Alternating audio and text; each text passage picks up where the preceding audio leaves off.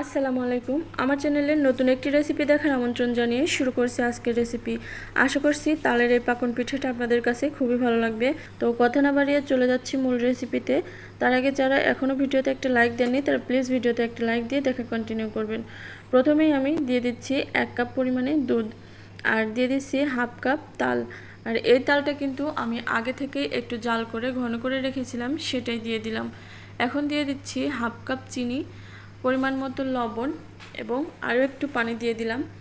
তার মধ্যে দিয়ে দিচ্ছি 1 কাপ সুজি আর 1 কাপ ময়দা। এখন এটাকে ভালো করে মিশিয়ে নিতে হবে। মেশানোটা হয়ে গেলে আমি ঢাকনা দিয়ে ঢেকে চুলাটা অফ করে 5 মিনিটের জন্য রেস্টে রেখে দেব। ফিরে আসছি 5 মিনিট পর। 5 মিনিট পরে আমার এই তালের যে আটাটা সেটা কিন্তু একদম সফট হয়ে গেছে আর অনেকটাই সিদ্ধ হয়ে গেছে। এটা খুব ভালোভাবে কিন্তু যখন গরম পানিতে মেশাবেন তখন কিন্তু সিদ্ধ করে নিতে হবে। আর অবশ্যই পানিটা বলক চলে আসার পরে আটা এবং সুজিটা দিয়ে দিতে হবে। এখন দেখতে তো পারছেন, এটাকে ভালো করে উল্টে পাল্টে মেখে নিচ্ছি। মেখে নেওয়া হয়ে গেলে এই যে এরকম করে ছোট ছোট করে আমি লেচিগুলো কেটে নিচ্ছি। লেচি কেটে নিলে সবগুলো পিঠা একই মাপের হয়, দেখতেও ভালো লাগে। তো এভাবে গোল গোল করে ঘুরিয়ে হাতের সাহায্যে একটু পাতার শেপ দিয়ে নেব। আর এটা কিন্তু বলে বোঝানোর কিছুই নেই, আপনাদেরকে দেখেই বুঝে নিতে হবে আমি কিভাবে এটা করছি।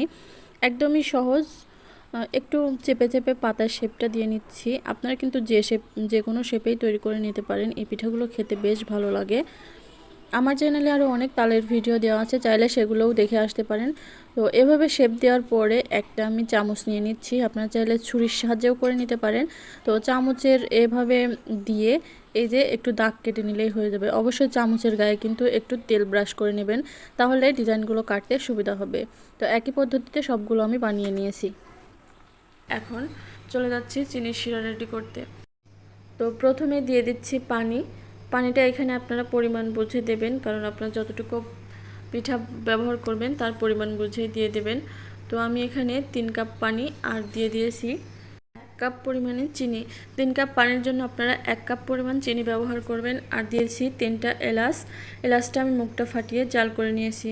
চিনিটা যখনই গলে যাবে তখনই চুলাটা অফ করে দিয়ে দেবেন। আর এখন এদিকে আমি পিঠাগুলো ভেজে নেব। তো তার জন্য ফ্রাই প্যানে তেল দিয়ে দিয়েছি।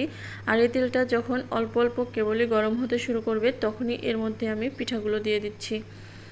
আর পিঠাগুলো কিন্তু হালকা আঁচেই ভাজতে হবে, একেবারে হাই হিটে করা যাবে না। লো হিটে এটাকে সময় নিয়ে উল্টে পাল্টে ভেজে নেবেন 3 থেকে 4 মিনিটের জন্য।